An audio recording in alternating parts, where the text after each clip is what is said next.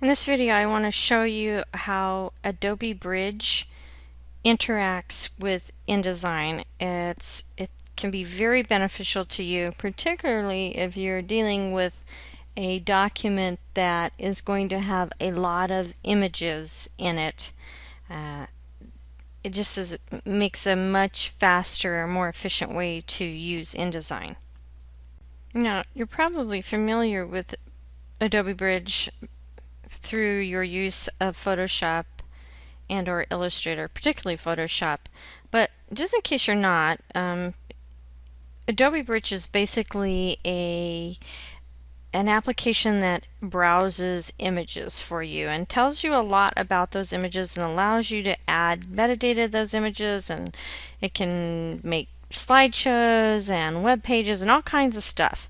But for its use in InDesign, what it is, it's a way to quickly access your images without having to go and go find them.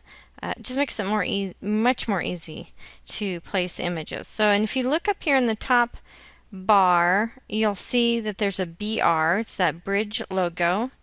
And so that's one way you can do it, but you can also, if you can see this message, it says shift click to open mini bridge.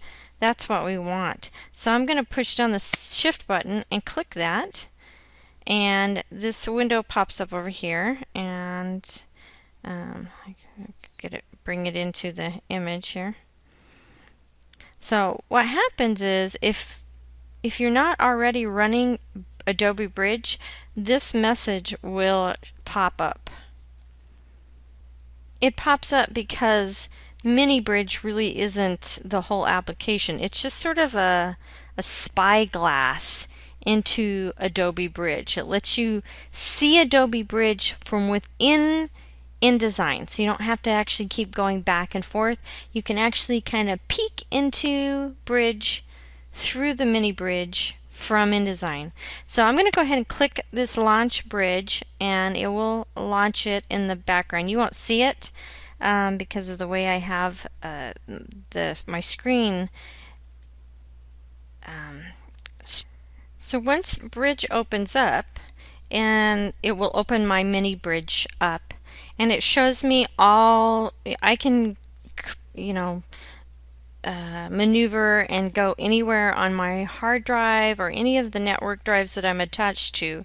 As you can see here, I have computer, users, Laurie, pictures, Laurie being me, and then here's some of my pictures. And what I'm going to do is I'm going to go into to my pictures I took in Hawaii, mostly food, because that's what I do. I take pictures of food when I travel, and so that's where you can see all these different things that we ate and drank, and the roosters that are all over Kauai if you ever go there. But they're all accessible from this screen now, and I don't have to go out to Adobe Bridge, and I don't have to use my place command and have to go look for them and then come back. If I already have it all organized, this is a great way to do it. And it's as easy as just dragging and dropping pictures.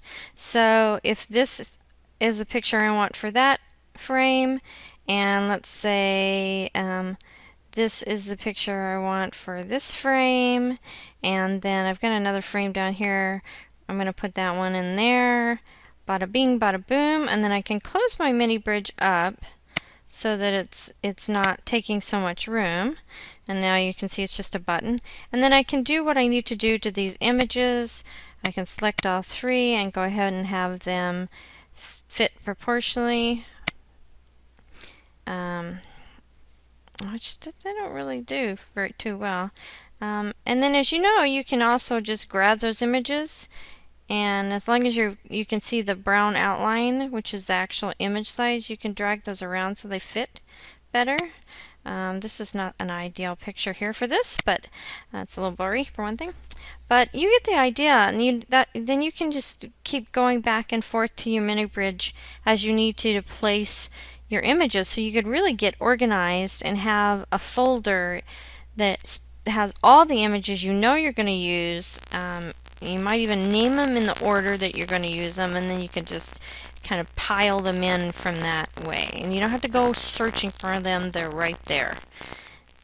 Now, when you do have your bridge running, it takes a lot of computer resources, so make sure that if you do that, you don't have much else running or you have a really good beefed up computer.